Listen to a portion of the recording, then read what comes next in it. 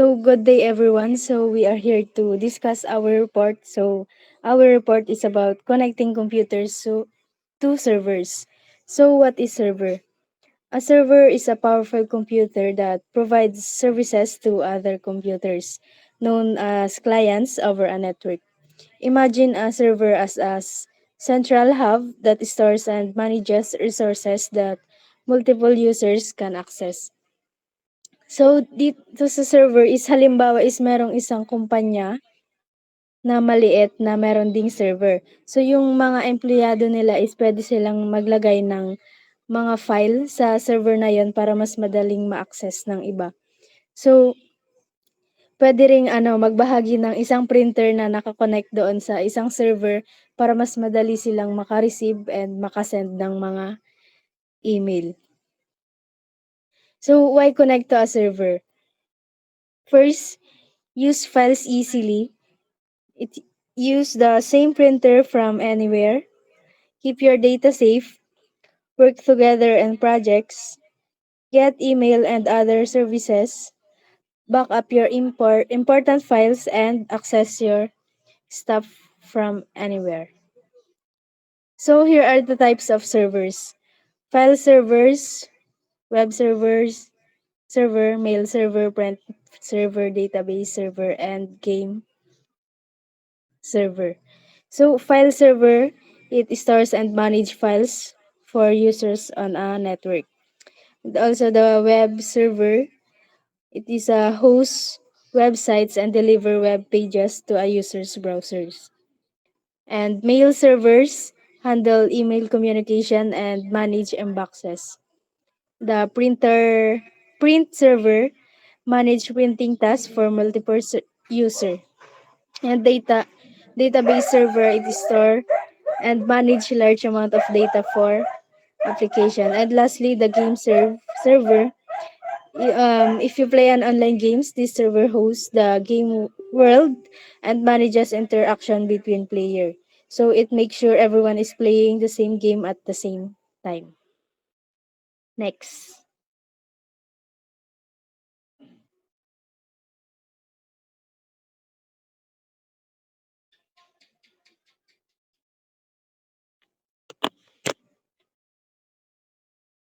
Next po.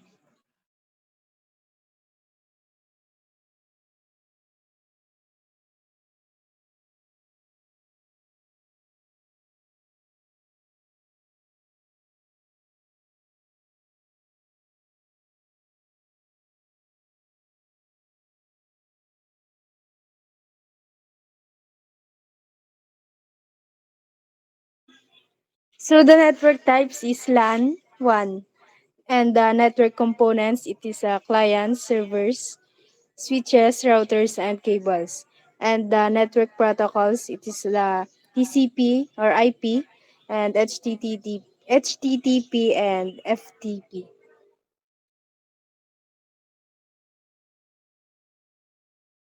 So, Client-server architecture diagram.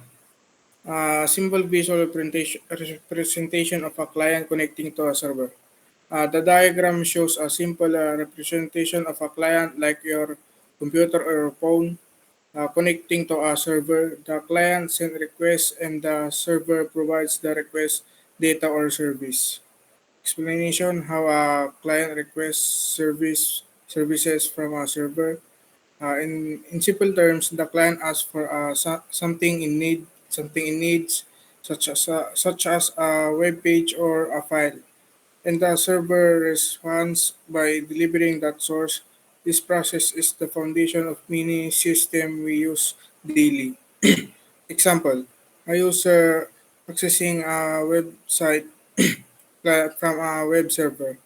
A good example is when you access a website for like Chrome or like Chrome acts as the client. The computer hosting the website is the server. The client requests the web page and the server and sends it back to you.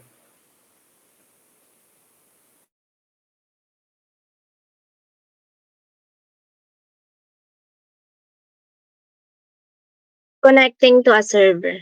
In connecting to a server, we have three types: the physical connections, logical connections, and network configuration. In physical connections, we use Ethernet cables and wireless connections. In logical connections, we use IP addresses, network names. In network configurations, setting up network setting on computers and servers including IP addresses, routers, switches, firewalls, and protocols like DHCP and DNS. It ensures the devices can communicate efficiently and securely. Next.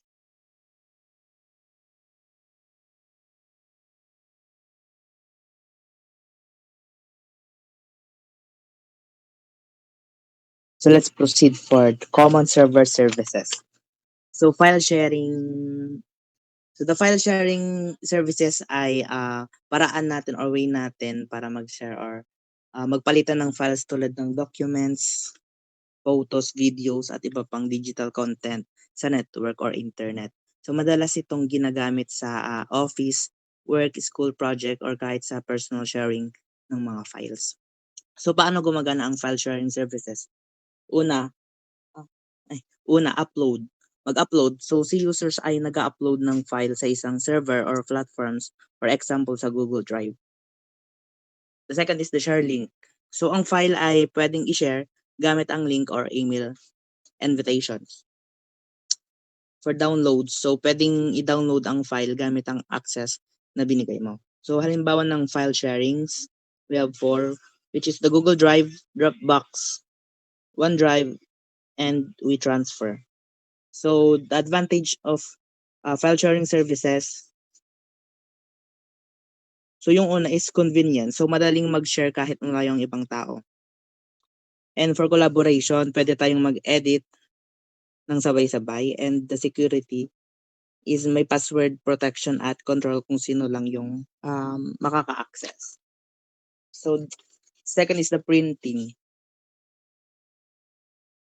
Ito ay isang ginagawa o paggawa ng hard copy ng digital files tulad ng documents, photo, at design. So ginagamit ito for personal, schools at business needs. So paano ito gumagana? So prepare file. So mag-ready tayo ng file sa tamang format like PDF, Word, or JPEG. Choose printer. So gumamit ng sariling printer or pumunta sa ComShop.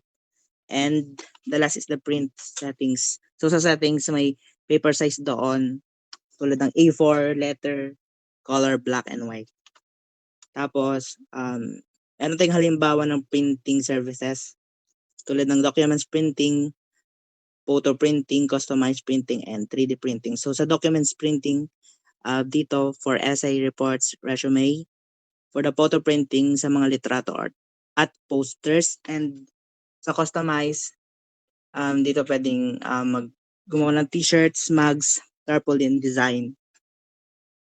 And for email, sa email ginagamit ito sa or paraan ito ng pagpapadala ng message, files, documents gamit ang internet. So ito ay mas mabilis at mas convenience compared sa traditional na sulat-sulat lang or ano tawag doon? Snail mail ba? So paano ito gumagana? So mag-create ka ng account, may sign up doon sa email provider like Gmail, Yahoo, Outlook, ganon. Tapos sa compose a message, syempre mag-create ka ng message at ilalagay yung email address ng recipient. And then attach file. Tapos kung gusto mong may kasamang or kailangan kang isamang tulad ng photo o documents, pwede kang mag-attach file doon. And then send, click mo send button para maipadala. Malamang. Receive email, pwede kang makatanggap din ng email mula sa iba. So halimbawa ng email services, Gmail, Yahoo Mail, Outlook, Photo Mail. So advantage nito, speed, real time, and mapapadala ng message kahit saan. Attachments, pwede magpadala ng files tulad ng Word, Excel, or pictures. And organize, pwedeng mag-search para hanapin yung mga old emails natin. In the global communications, pwede kang mag-email kahit saan or kahit sinong tao sa ibang mundo. And the last is the database management. So dito, pinoproseso ng mga or pinoproseso ng pag-organize or pag-store ng mga or at pag-maintain ng data gamit ang database software. So ginagamit ito para mas madali o mas madaling mag-access at mag-manage ng information ng isang system. Next.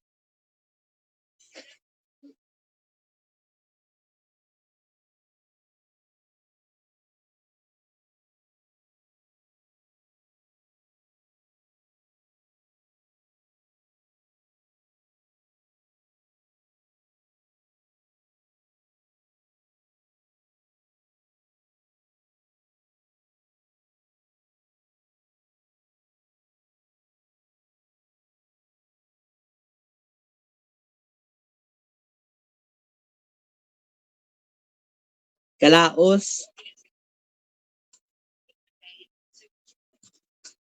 Kalaos.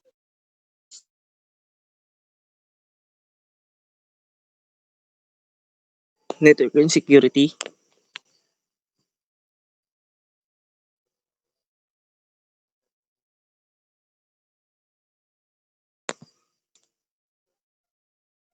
the importance of security, protecting data and resources from unauthorized access. Network security is a set of policies, processes, and technologies that protect a computer network from unauthorized access, misuse, or theft. Security measures. Security measures are a set of procedures, precautions that are taken to prevent the reduce security risk. Then can be used to protect people, places, or institutions from thief, espionage, sabotage, or other dangers. Cybersecurity refers to a practice of protecting computer systems, network, and data from digital attacks. It is important because it helps prevent unauthorized access, data breaches, and other cyber threats that can result in financial loss, reputation damage, and compromise or sensitive information. Next is best practices. Here are some best practices from creating strong password. First is length. Password should be 12 characters long, but 14 are better. Complexity. Ito yung combination ng uppercase and lowercase, numbers, symbols, examples, um, yung mga special characters like semicolon, colon, um, parenthesis, para mas mahirap hulaan. Next is uniqueness. Uniqueness, ibig sabihin, yung ibang account mo is walang kapareho ng password like Facebook and Google account should be different password. Next, memorability. Yung madali lang siyang kabisaduhin para pag in-input mo siya, hindi mali yung ma-input mo. Ma-avoid mo yung um, forgot password. Next is avoid common words like yung mga kadalasang ginagamit na words kasi yun yung mas madaling hulaan. Next is avoid personal information like name or surname, birth date, ano pa yung age like ganon para hindi siya madaling hulaan ng mga hacker. So kadalasan kasi yun yung mga ginagamit nating password, mga basic information para hindi madaling kalimutan. Next is use a password manager. Password manager can generate, store, and type in your password for you. Next is use multi-factor authentication. So, ibig sabihin naka-link yung account mo sa ibang account para kahit paano ma-verify mo kung sino yung nag-open ng account mo. Like sa Facebook, naka-connect siya sa Google mo. Pag may ibang nag-open, pwede mo ma-verify kung may nag-open o wala. Next is set account lock. lockout policies, set account lockout policies to prevent brute force attempt to compromise a password. Next page.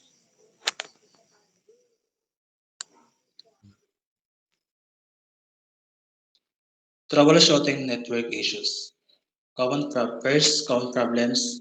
These typical network-related issues, such as connection errors when device can connect to a network, slow performance, reduced internet speed or delayed responses. Second, troubleshooting steps. Provides a method to solve network problems such as checking cables, ensuring physical connections are secure, secure. Inspecting network settings, verifying configurations like Wi-Fi or IP settings, restarting devices, turning routers, modems, or computers off and on. Last, tools and resources. Mentions tools and platforms to assist in resolving network issues. Network diagnostic tools, software or built-in tools for testing connectivity, AJ, ping, or traceroute, online help forums, communities or websites where users can seek advice and solutions. Next. Computers to connect servers is essential for today's interconnected world.